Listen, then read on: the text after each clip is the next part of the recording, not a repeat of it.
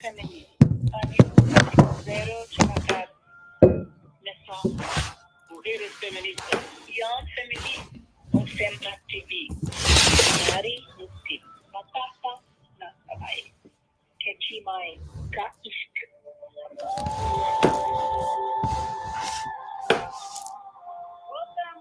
Welcome everyone. Bienvenidos to Women's Magazine. My name is Vilma V.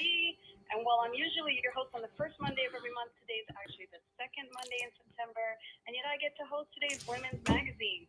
Thank you, Lisa, for switching with me last week because of the Labor Day holiday. I want to thank you all for tuning in and listening to Women's Magazine. Again, I'm Vilma V. And I'm actually live here in the KPFA studios with one of my guests today, which is totally exciting to be back in the building. But before we get started, let's acknowledge that we are in Berkeley, which is on occupied land, a lonely territory whose traditional, unceded, and historical relationship with this land continues. I want to thank our creator for another day on Mother Earth. And thanks again, dear KPFA listeners, for tuning in today to Women's Magazine on 94.1 Community Radio. I'm really excited about what I have in store for you this hour. In addition to having a guest here live with me in the studio, I have another guest waiting on the phone, and we're going to devote the bulk of this hour to discussing women, race, class, and the intention that both these women have of building greater racial understanding and solidarity between women of all races and class, through education, workshops, and most importantly, by building community. I'm super excited about the work, which I feel is needed now more than ever. But before I start that conversation, I need to bring up a couple of newsworthy items that I've not seen get a lot of attention in the corporate media that totally remind me why building an interracial, intentional sisterhood is so crucial right now, without even considering that we have a multiracial woman running for president, Kamala Harris, and what all that brings up. But before I forget, I also want you all to know that today's show is going to be a call-in show. So I'm going to be opening the phone lines. So I'm going to give the number right now, 1-800-958-9008. I'm giving it to you right now just so you have it for later. So again, it's 1-800-958-9008. And the lines will be open later in the show for your call-in questions and comments. And of course, the topic is building an interracial sisterhood. So I'm going to be looking for your comments there in about 35 minutes or so. But before I get to that topic, I need to discuss some of the reasons why I think building an interracial sisterhood community is so important right now, beyond American presidential politics.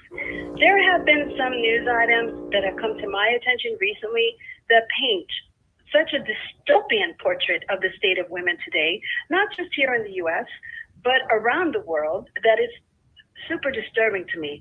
And I really feel we all need to pay attention and to start acting. For example, we all know what has been going on in Afghanistan and the recent edicts by the Taliban to forbid not just women from engaging in public life and getting an education, they also have to be completely covered while out in public. And the recent banning of even singing and just speaking in public. Can you imagine the oppression involved in just the enforcement of those edicts against singing and speaking in public? It's beyond comprehension. And then I was thrown aback by the recent domestic violence murder of the Kenyan track star, Rebecca Cheptegei.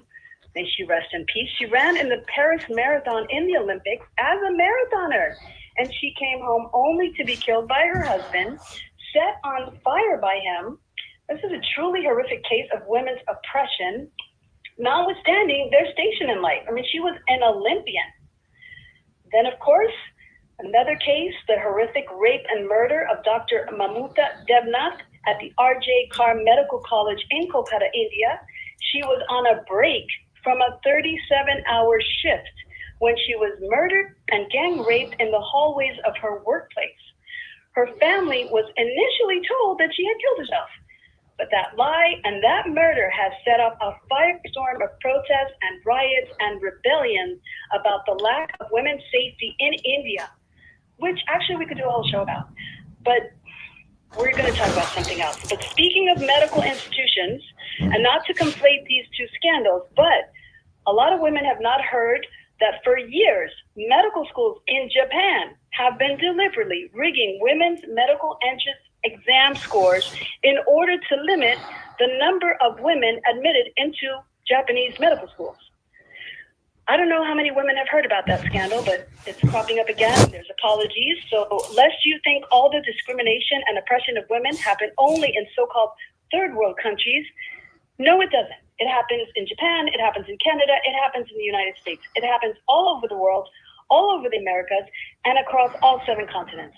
The saddest part, the most heartbreaking part, is that women are most unsafe within their own communities and sometimes even within their own families. Finally, case in point, the horrific rape case trial that is happening right now in Avignon, France. This is the case of Madame Giselle Petitcoach, known as Giselle P., who was drugged and raped by her husband and at least 50 other men unknown to her while she slept in her home at night over a period of close to 10 years. All of this was filmed and photographed and documented by her husband. Have you heard of this case? Haven't heard a lot of it in the American television corporate media. It is in the papers. The lawyer in me was thinking, when I learned of it, why is this case even on trial? When there's so much evidence, there's videos, there's photographs, there's audio. Why? Well, it appears that while Giselle P.'s disgraced husband and 14 of the vile men, who, by the way, come from all walks of life and range in age from their 20s to their 70s, including a neighbor who happened to be HIV positive, only some of the men that took part in this horrific scheme, only 14 of them, in fact, have pled guilty. The majority of the men, over 35 of them, have not. They are mounting a defense at trial. That is why this case is at trial. They are claiming that they are not guilty of rape because, gotta wait for this, they give horrific reasons for them to believe it wasn't rape. That she was passed out and drugged, but that they believe that she was faking it, and it was part of going along with the act with her husband. Others believe that as long as her husband was present, then how could it be rape, since there he was taking part. This obviously is not okay, and there are a number of ridiculous reasons why 35 plus men are on trial, given this horrific act. Also, a number of them have not been charged yet, since they could not be identified from the video, and perhaps Mr. P and the rest of the men are not cooperating fully to turn in all those responsible. I don't know. But I do know that this is why we need a sisterhood, a feminine community. Men love us, they need us, they care for us, but they also harm us, they oppress us, they objectify us, and they often fail to see us as equal partners in life. Across the country, we're seeing this, across the globe, and we need to fight that. We need a sisterhood. We need an interracial, interclass sisterhood, a sisterhood that I'm super happy, because I don't want to be all doom and gloom here, that I have 2 women in the studio live with me who are dedicated to creating just that, an interracial sisterhood with an understanding of community and solidarity. So next to me, I have live in the studio Karen Flushman. Karen is a workshop facilitator, entrepreneur, a feminist, an activist, a survivor, an attorney, and a proud San Franciscan. She's also a single soccer and sewing mom. Throughout her career, she has empowered communities of color, helping people fleeing violence in Central America, to helping permanent residents become U.S. citizens, to helping young adults of color begin corporate careers in tech. And back in 2014, so it's about 10 years ago, she realized she needed to stop preparing young adults of color for the workplace and start preparing the workplace for these young adults of color. So she founded Racy Conversations, a workshop facilitation company, to inspire the anti-racist generation. And in 2017, she founded the Interracial Sisterhood Coalition to heal racial divides and to build a beloved community among women of different ethnicities, identities, generations, classes, abilities, faiths, sexualities, and even regions of the U.S. Thanks for being with me here, Karen. Thank you so much, Vilma, and thank you for laying down that context. I really appreciate what you had to say. And on the phone with us, we have the pleasure of having Rosella Kennedy, and she is the founder of the Brave Sis Project, which uses BIPOC women's history, facilitations, and learning to build stronger awareness and individual and group cohesion, as well as the emotional awareness and the mindset shifts. It's what we need in ourselves and in men that foster fuller solidarity, shared agency, and beloved community across racial, cultural, and class divides. She is also the author of the book Our Brave for Mothers, celebrating 100 Black, Brown, Asian, and Indigenous women who changed the course of history, which won a 2024 Nautilus Award. Welcome to You Can Say, Rosie. Thank you so much, Vilma. Nice to be connected, even across the miles, to my old stomping grounds. My 23-year-old daughter just reminded me that when she was in middle school at King, she sang with a local group called Kairos Children's Choir, and they did a live recording at KPFA. So she was really thrilled to see that full circle moment come back. And I love that. We need an interracial sisterhood community. I mean, I started the show with it, and it needs to be across the globe. But tell us, Karen, what was the impetus behind you starting to build your interracial sisterhood community, your business even? Well, I am someone who has been very fortunate to have a very diverse friend group, not as a child, but throughout my adult life. And then in 2016, when I saw that 53% of white women had voted for pussy grabber in chief, I became very alarmed about that and saw really a need to bring women together across difference. And I began hosting interracial sisterhood events, spaces outside of the workplace where women of all different identities and also gender expansive people, and we invite men too, anyone who's supportive of interracial sisterhood can participate in our events. And this would be an opportunity for women to get to know each other across difference, because what I saw is that we tend to have very segregated social circles, even here in the Bay Area. 9 times out of 10, if a white friend invites me to something, almost all the women there are white, maybe a few Asian Americans. And when a Black woman invites me to something, I'm one of maybe 2 white women who are there. And I said, we need to have a space where we can get to know each other. And that was the genesis of the Interracial Sisterhood Coalition. That's amazing. And Rosie, tell us a little bit about your inspiration and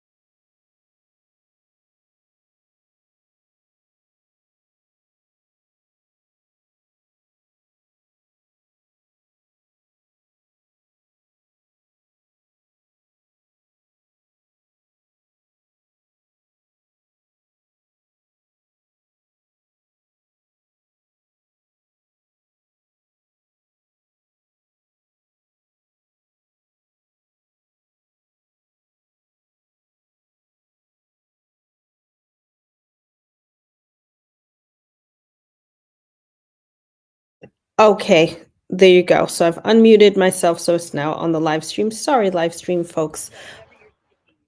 Okay, yeah, I was getting a lot of feedback. So yeah, this is like a tech. This is a tech PhD class in real time, folks. I apologize. Okay, thanks. So yeah, I have been or had been working in the DEI adjacent space, right? Coming out of 2020, like everyone, and all of those the hoopla and great moments of excitement about we're going to get this right this time.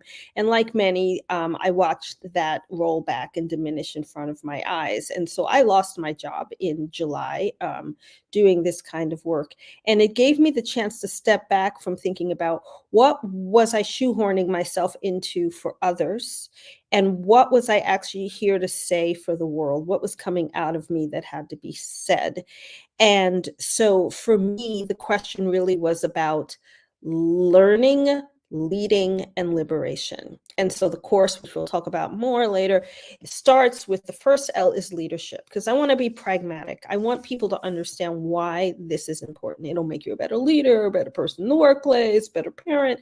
Learning is for your own inner self, the shift you have to make. And liberation is what happens when we come together in a more equal plane and a more humble and loving space to change the world. And the one other thing I would say is, for me, sisterhood is the epitome and the apogee of interracial relationships. Not everyone gets to be a sister. We use the word in two different ways. Not everyone gets to be a sister, and not everyone deserves to be a sister. As I say, if you count 100 people as your sister, then maybe your definition isn't right. So there's a difference to me between being a sister in my definition and sisterhood in Karen's convening definition, which is more like the aspiration and the impetus you bring to the interaction than the actual attainment. Because one thing white progressive women like to do is to say, I want this, I got to get this. I want to be a good person. I got to get this. So let me get close to this woman of color so I can show everyone what a good person I am. That is a failing construct. We've got to move beyond that. So, we have the same goals. We do different parts of the work, but ultimately I think what we're really trying to do is to create more honesty and more determination in how we can uplift each other and build collective liberation. Okay, and then listening to what There, Karen, what are some of these steps? Because I totally understand Rosie's point of view. I think there's a performative aspect, and that people want to say, "Oh, I have friends, and I'm not a racist person, or I don't even see color." But then you see there, just what Karen had said earlier, you go to their events, and there's a lot of white women, and there's token Black or an Asian, and the reverse often.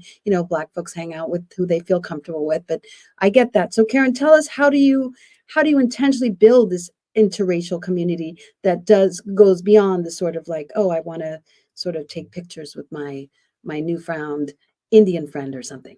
Yes, thank you so much. Well, we have to be very intentional about who we let in. So when we host an interracial sisterhood retreat, this isn't something where you just swipe your credit card and boom, you're registered. Everybody has to fill out an application, they have an interview. And what we're really assessing is, are the folks ready? Are they far enough along on their journey to be ready for the container that we're building? And there are people who are ready. There are people who want to uh, expand their friend network, who have been working on themselves and unlearning their conditioning and unlearning white supremacy, yet have very limited opportunities to really meet across difference. And then when we host the retreat, we don't immediately jump into, oh, let's all sit in a circle, but we spend some time in affinity group, the women of the global majority with the facilitator of the global majority, and the white women with the white facilitator. And we prepare for what it's going to be like when we are all together. Yeah, and sometimes it seems like there's a lot of fun that happens, and sometimes it's a little not that it's not fun, but maybe it's a little more trickier there. What have you been able to teach folks, Rosie, in the workplace, particularly when there is sort of, many times you maybe have a white boss and subordinates were of a different race and class, and the reverse black. And of course, we may actually have a black Indian multiracial president woman. We better. What are the sort of the things that you can tell folks to sort of lay the ground for maybe things going a little bit smoother when new power and racial dynamics are introduced into a workplace? Well, there's a lot to that. I mean, one of that is really having a really broad and clear agreements about what power is, right? I mean, I have a whole thesis about that I have borrowed and adapted upon from Lily Zhang in their book DEI Deconstructed, wherein they speak about, visible power, traditional power, and invisible power, right? And if you don't have all of those working together, the wheel doesn't turn and, nothing happens. And this is what happens in development and humanitarianism and a lot of non-participatory processes where someone with power and money comes in and says, it's going to be like this because I've got the PhD and I say so. And the people in the community on the ground are like, well, our lived experience shows us an entirely different thing. And therefore we reject what you're saying. I have 2 articles, which I can share with you all later, that are coming out that speak to that very purpose, right? And so, does it work in workplaces? That really depends upon the leadership acumen of whoever is in charge and how much they are willing to embrace an idea that power is not finite, power is infinite. I never talk about power sharing. I talk about power expanding because it's like a gas, and the more you put out, the more there can be for everyone. But that requires a decentering of whiteness norms, that requires humility, that requires accepting that you are not perfect, that requires the honesty to say, come with me on this journey together. And the tragic fact is many, many, many companies and entrepreneurs in the capitalist system are not willing to embrace that necessary change. So that's why it's often performative. What I am discovering more and more is that the, if you will, direct service people, the frontline workers, the younger people, the more with it kind of folks are demanding this kind of transparency and honesty. They need it. They want it from the workplace.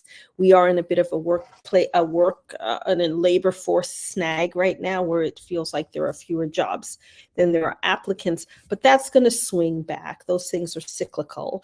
And so the business owner, the boss, the leader who doesn't understand that what we're discussing is the future, and who it's like MAGA, we're not going back. We can't stay in the past where there's like, I am the big leader, I am the chief, there's only one way, you must listen to my definition of power.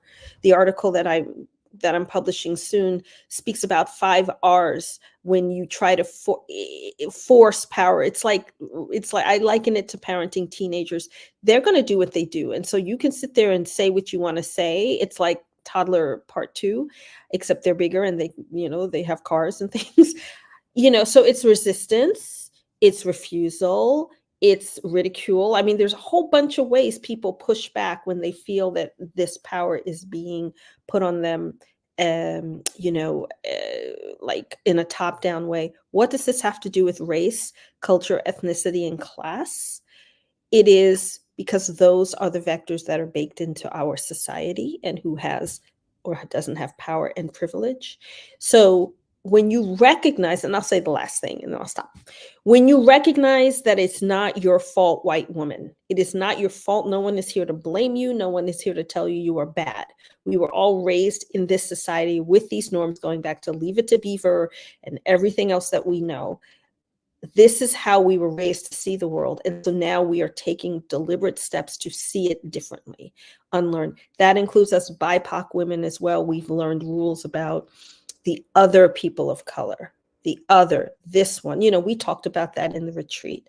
And we've also learned rules about what we will and will not accept and what we will and will not be complicit with. And I'd like to see us lay all of that bare and just step forward into a different way of being. I think it's coming. Not sure if I'm going to see it in my lifetime, but I want to set it up for, my children's life, and those who are coming after us. Yeah, even if we don't get there, it's worthy work. I am going to actually take a short break here.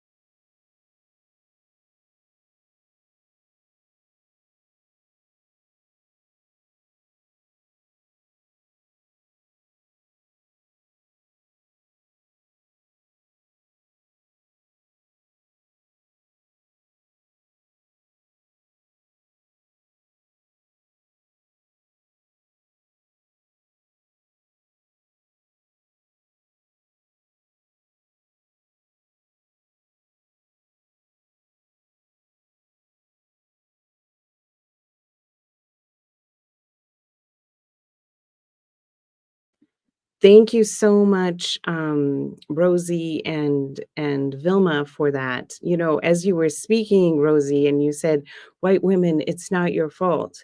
No, it is not our fault how we have been conditioned, socialized, rewarded, punished to turn into who we are. But it is our responsibility to do our healing and to not perpetuate the harm that was done to us, to our children, and to the people in our lives right now. And it's so interesting because I was always very resistant. Many of my mentors said to me, "Karen, you need to go back and understand the history of why your ancestors left Europe." And I was like, "My ancestors? My ancestors are the oppressors. I want to get as far away from them as possible." But so many of my mentors told me this that finally I was like, maybe there's something to this, you know? And when I went back and really understood the role of the witch hunt in the expansion of capitalism in Europe. And a book I recommend everybody read is The Caliban and the Witch by Silvia Federici, which is a history of that. And how, you know, prior to the expansion of capitalism, women had some degree of power. We were midwives, we were healers, we did a lot of farming collectively, tending animals collectively. And then when they said, okay, now you're all going to be sharecroppers and the money's all going to go to the Lord and you all have to work on your individual plots of land, the women who were like, screw this, I don't want this, they said, she's a witch. And they burned her at the stake in a public spectacle of violence, putting her children in the front row to watch the woman burn. So that is the intergenerational trauma that we carry as white women before we got to this country.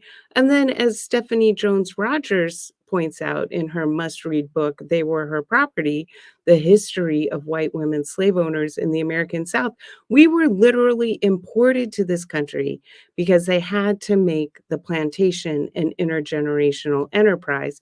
And we played a very important role of perpetuating and training our children to uphold that system of maintaining, quote, order on the plantation while our husbands were off doing whatever, you know, writing the Constitution or fighting in a war, etc. We were the police on the plantation and knew that our husbands were raping Black women. And instead of you know, aligning with the Black women and taking on this system, we aligned with our husband and cruelly, violently, diabolically harmed Black women. And so I say when we're now in interactions, when a white woman and a Black woman are in an interaction, it's not just us who are there. It is all of our ancestors on both sides, right? It's all the ancestors of the Black woman saying, be very careful, this woman is dangerous. And it is all the ancestors of the white woman who caused all of this harm and all of our fear and self-loathing and guilt and shame about the harm that we've caused and the fear of being held to account for that. All of that is happening as we interact. And that's why it's so important that we engage in that healing so that we do not pass those patterns forward. And it's about truth telling, if I could just jump in, and like not needing to be perfect and not buying into the myth of white feminine purity as some kind of norm, and understanding that there was evil and trauma, and that a lot of those women were acting under a patriarchy that didn't give them many options as well. But once we move past binary thinking, overlain with mythology and nostalgia, and then this sense of there was a pure white woman and then everyone else, that's when we can stop accepting complicity. As Fannie Lou Hamer said, nobody's free until everybody's free.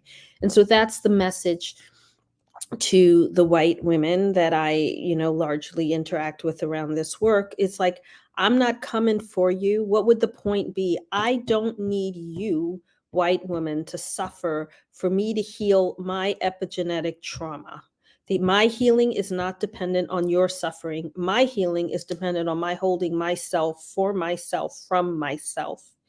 My work with you is to impede you from perpetuating these systems that you don't even see because they're so normalized, you don't even recognize them.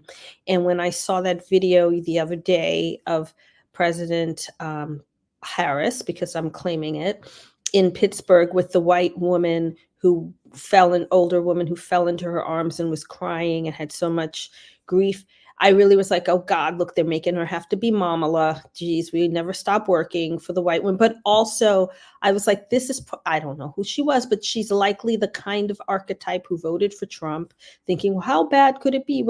And the remorse and the sorrow and the coming out of the being lost and coming back into the light and having so much grief about how she was duped. That's what I saw when I saw that video. And that's the hope that I have, is that like people have been a little asleep and a little afraid, and they're now feeling more what's the word I'm looking for? Courageous, brave, frankly, to look at the truth, to understand the witch hunt, to understand the plantation dynamics, to understand white feminism of the suffragist era that wanted the Black women to march in the back of the suffragist parade, to understand how the 19th Amendment dropped Black women entirely and made it all about white women. Just learn the dang history.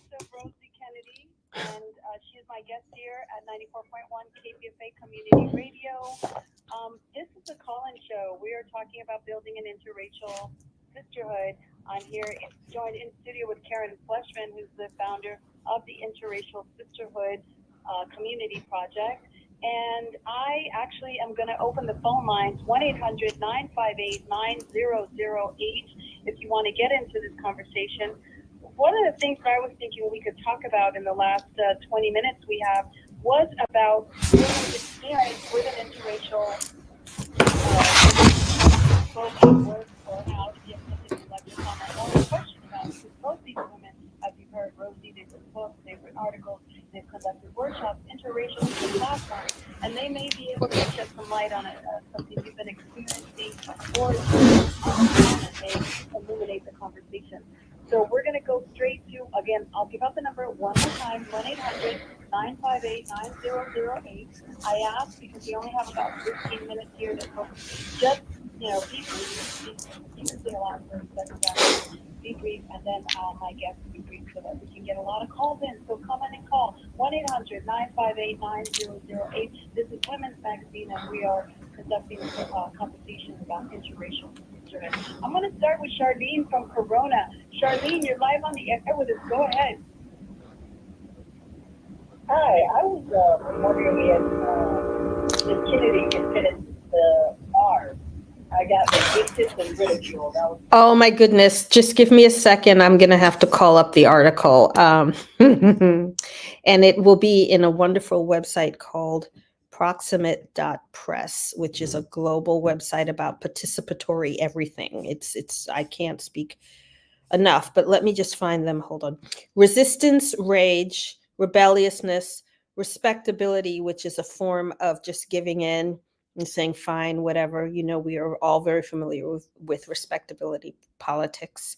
I think under respectability also are housed the shadow side of rejection, and not fully realizing oneself. So, and then the fifth one is refusal.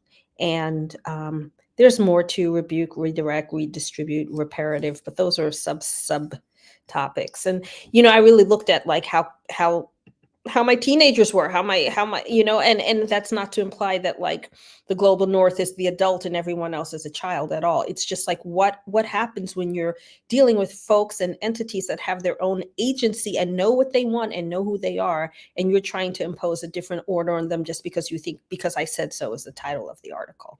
So yeah, hope that's helpful.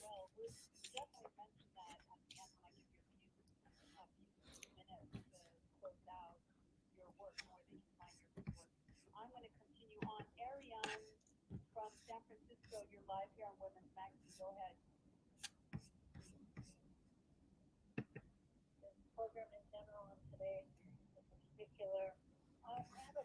for your guests. I'm a white woman and I work mostly in community mental health with people of color. And what I've noticed is when we try to talk about these issues, sometimes it gets very, very heated very fast. And so I'm just wondering if anyone has any thoughts about that or advice how to navigate that. Because I think people just generally avoid talking about race at the workplace or elsewhere because they know that there's lots of soft feelings that can come up, and people don't want to or don't know how to navigate that. Mm-hmm. Yes, it's interesting. So I am on a project now where I'm one of several facilitators facilitating a anti-racism, racial equity 101 workshop for all 6,000 employees of SFMTA. And so I was actually there this morning facilitating this workshop. And one of the gentlemen, a black man and participant, was like, I don't understand. Why do I have to come to this? Like, I don't need this. The white people here need this. Like, why are you making me sit through this? And everything you said was completely legitimate. And I also explained, if you don't make this mandatory for everybody, the people who need it the most are not going to come. And I do think having conversations with race in the workplace are imperative. In fact, one of the bus drivers suggested to me, why isn't this mandatory the way sexual harassment training is required in all workplaces by law? And I was like, you know what? We should lobby for that in the state of California to make a racial equity 101 training mandatory every 2 years. This is something I want to work on. And I do believe you really need to have skilled facilitators who are experienced, who understand the emotional dynamics and can create safety and healing in that room. Because if not, like, there's so many raw feelings when we start to have this conversation that it can very, very quickly cause even further harm. So I do believe it's important to have conversations at work. I do not recommend having them unless you have a skilled facilitator. I would go one step further yet. Someone I really respect, Keisha Harris, who has a wonderful consulting firm, she wrote recently, she no longer recommends that, especially for people of color, but this extends to women as well. So if you ever get stuck as a white person, take a minute to strip away race and think of it from a gendered lens. You'll probably find absolute correlation that will help you better slide into the conversation, right? She no longer advises people to even think about bringing your full self to the workplace. That's a false trope. If you do that and you're not like a, patriarchal, heteronormative, cisgendered, mid-century white man, you are putting yourself in peril. But here's what I want to say about the avoidance thing. Remember that we're all raised in a society that normalizes silence and comfort, and that is usually predicated on white silence and comfort. That's become the norm. Think of any movie you've seen in the past, I don't even know, 70, 100 years. It's always the same story, and it's always based on the thing of like, don't say it, don't rock the boat. What happens when people are repressed and don't say what they have to say? The pressure cooker explodes, and that's when you get the anger and the escalation and the in-your-faceness. So the cure for everyone is to take a breath and step back and deconstruct the lies and the myths that we've all been fed, and recognize this where the liberation comes in, right? Recognize that you actually have to do it. It's like labor. You have to do a little work. You have to feel a little pain, but the outcome is better than remaining in the decrepit status quo. And we'll talk more at the end of our call here about some of the resources that we both put in play to help people through that. The last thing I will say is it's not going to happen overnight, and it's not a straight shot. It's messy work, and you have to have, curiosity and zeal for the journey is a really important piece. And we're not taught how to do that in our society either. We're taught add water and you're going to have your solution in 5 minutes. And this doesn't work that way. It doesn't work, but we're trying to do something within the hour here at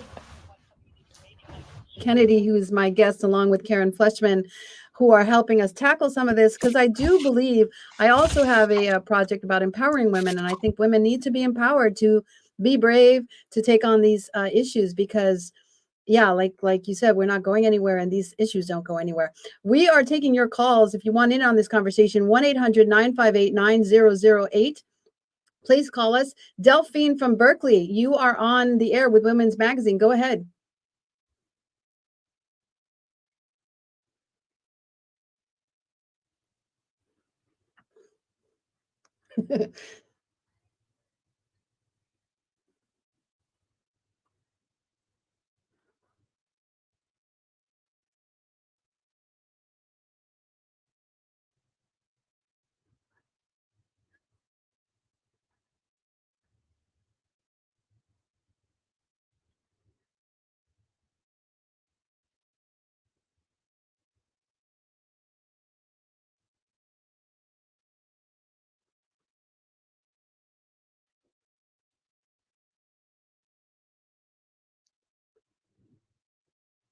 Yes. Yep. It's just hard for white women to talk about this because they're sensitive, and sometimes they need education and understand the other person's point of view. It is hard for Black people to talk about race to white people because of this historical trauma. Right. It's tiring for people to talk about race sometimes, especially when they're dealing with it all the time, you know? So we have to be more understanding. If somebody's upset with us, think, why are they upset, instead of being like, oh, you're attacking me. Educate yourself. 100%. Origin is a great movie for you guys to watch. Okay, thank you, Delphine. I'm gonna keep us going. I think I have Can time for I one say more one caller. quick thing, Vilma? Sure. quick. Delphine, I'm going to ask you a favor. I would ask you to jettison using the term Caucasian to describe yourself. It's like Oriental, it's like Negro. We can say white. I don't think you're from Georgia and the Balkans and the Caucasus Mountains. I talk about that a lot in the course as well. That's and I, with all love and no calling you out at all. It just, every time I hear that, I like jump a little inside, because it's one of the things we've been taught about not saying the thing. There's more to be said, but you're a white woman, and you're a wonderful human being with all of your agency and yearning and learning, and I appreciate you. So thank you. Okay, great. I'm going to put in one more caller. Carlos, you have about 30 seconds, because then I'm going to give these women time to get their resources out and have a few last words before we go. So Carlos, you got 30 seconds. Go ahead. You're from Forest Gold, California. You're on Women's Magazine.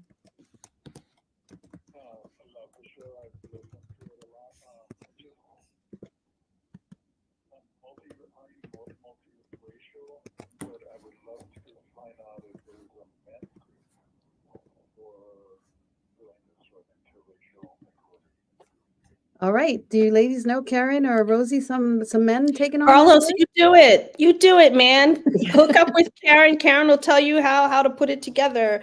And I know a few things for white men only, white men who want to be more dope. Tell us about those.